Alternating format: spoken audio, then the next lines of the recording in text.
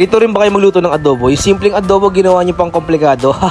Hindi, gumawa lang ako ng iba pang way kung paano magluto ng adobo. Yung tipong kakaiba naman, di ba? Sinubukan ko naman ngayon maglagay ng sibuyas sa ating adobo. Naghiwa na rin pala ako ng ating bawang mga tol. Bali, binarit ko yung ating manok ng toyo, suka, sibuyas, bawang, pamintang durog, pamintang buo, asukal, tapos sinalo-halo ko lang. Bali, minarinate ko lang siya sa loob ng 30 minutes. Pero pwede naman kayo mag-advance overnight mga tol. Mas masarap kapit na kapit yung lasa nun. Ngayon, gagamit tayo ng air fryer para nag-iihaw lang tayo dito sa air fryer, diba? So, ayan mga tol, ilagay ko na rin pala yung mga manok natin. So, yung temperature nga pala sa chicken mga tol, lulutuin mo siya ng 190 Celsius sa loob ng 22 minutes hanggang 26 minutes. Sinunod ko lang naka-indicate dito sa ating air fryer. Ang ganda naman sa air fryer mga tol, marami kang waste na pwede mong gawin sa pagluluto, diba? Tapos, wag niyo itapon yung marination. Sisimmer natin sa loob ng 10 minutes hanggang magtikin lang yung ating sauce. After nga ng mga ilang minuto, chinek ko nga pala yung chicken para mabaliktad natin, tapos para maluto naman yung kabilang side. Kung mapapansin nga yung chicken natin mga tol, parang nag-dry na siya, parang naging itsura na siyang lechong manok, diba? Nagulong ka na ba? Adobo lang yung mga tropa, mukha lang lechong manok. So yung remaining na sarsa, isama natin doon sa pinapakulo natin na adobo sauce. Tapos ilagay na rin natin yung mga manok na in-air fry natin kanina. So ito nga pala yung version ko ng adobo na niluto sa air fryer. Tapos pinakuluan po ulit natin syempre sa sarsa niya, diba? At syempre, pag gusto mo kayong video, don't forget to like and follow my page mga tol. Tapos magpapaalam na nga pala ako mga tol. Tapos ayun,